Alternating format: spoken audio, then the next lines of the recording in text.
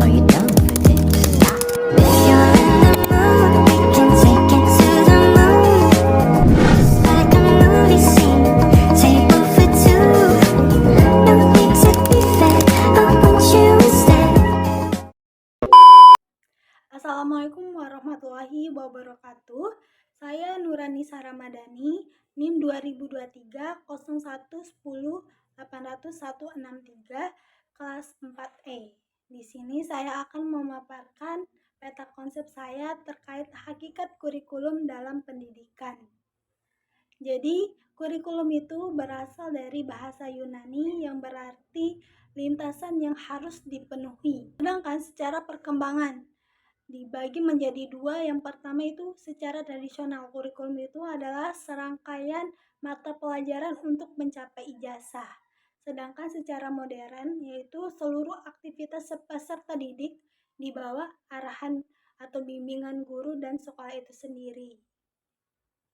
Selanjutnya ada 3 aspek kurikulum. Yang pertama itu visi kompetensi, yang kedua aktivitas dan pengalaman, dan yang ketiga itu ada evaluasi. Jadi visi kompetensi ini adalah kurikulum untuk mencapai kompetensi yang diharapkan, baik keterampilan, pengetahuan, sikap, dan sebagainya. Sedangkan aktivitas dan pengalaman yaitu kurikulum sebagai pengalaman belajar siswa di bawah arahan guru itu sendiri. Dan yang terakhir atau yang ketiga itu ada evaluasi, yaitu kurikulum sebagai alat ukur untuk menilai efektivitas pelajaran dan untuk melakukan perbaikan ke depannya. Selanjutnya itu ada fungsi kurikulum. Yang pertama itu bagi pengelola pendidikan, yang kedua itu bagi guru itu sendiri, dan yang ketiga itu bagi siswa. Yang pertama, fungsi kurikulum bagi pengelola pendidikan. Yang pertama itu sebagai acuan dalam proses pembelajaran dan pendidikan. Yang kedua itu mengarahkan siswa untuk memperoleh kompetensi baik di kepribadian, sosial, dan keterampilan.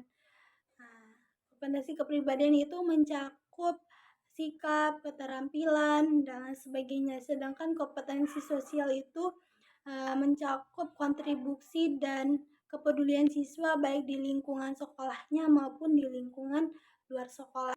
Dan yang terakhir itu ada kompetensi keterampilan, yaitu mencakup akademik maupun non-akademik. Akademik seperti mengikut seperti ikut lomba olimpiade sains, olimpiade matematika, pidato, debat, dan lain sebagainya. Sedangkan non-akademik itu ikut lomba menggambar, kaligrafi, dan lain-lain.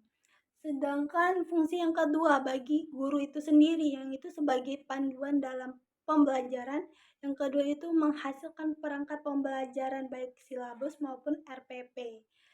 Nah, selanjutnya yang terakhir itu bagi siswa. Nah, fungsinya yang pertama itu fungsi adaptif, yaitu menyesuaikan dengan kemampuan yang dimiliki oleh siswa itu sendiri. Selanjutnya yang kedua itu fungsi selektif, yaitu memilih ruang lingkup pembelajaran yang sesuai dengan kebutuhan siswa. Oke, yang terakhir itu ada fungsi individualis, yaitu mengembangkan keterampilan atau bakat yang dimiliki oleh siswa itu sendiri. Jadi dapat disimpulkan kurikulum adalah jantung pendidikan yang menjadi panduan dalam pembelajaran. Tanpa kurikulum, pendidikan tidak akan berjalan dengan baik. Sekian pemaparan peta konsep dari saya. Lebih dan kurangnya saya mohon maaf. Wassalamualaikum warahmatullahi wabarakatuh.